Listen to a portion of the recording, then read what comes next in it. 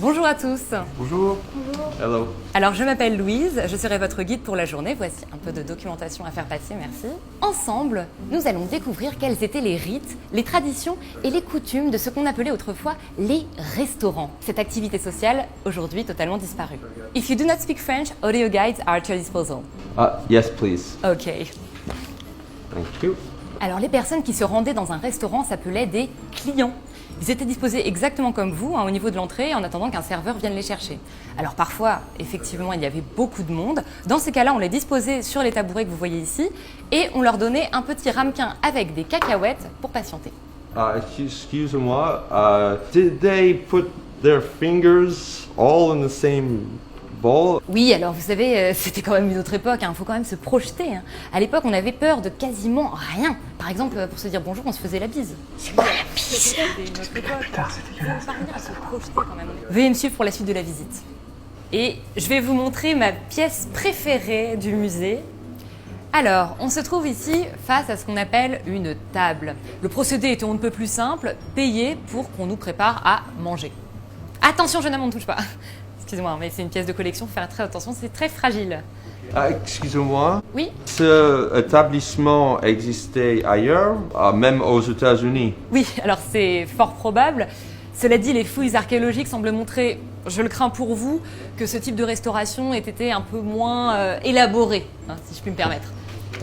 Alors, un des éléments les plus singuliers de la restauration, c'est effectivement ce qu'on appelle la carte.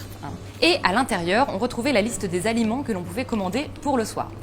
Je vous en donne quelques reproductions. Faites attention, c'est très fragile. Merci. Trop beau.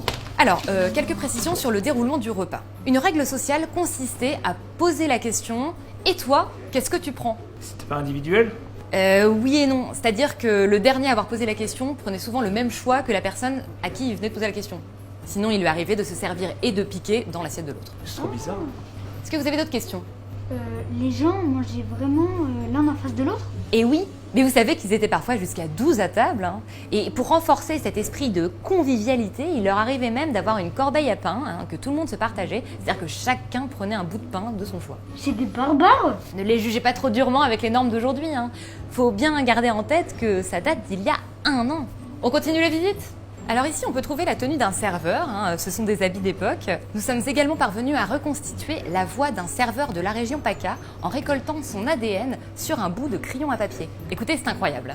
Elles vont prendre de quoi les petites dames là? Je suis sûr qu'un petit morito ça leur ferait plaisir, non? Avec le soleil d'aujourd'hui, en plus ça tape, hein?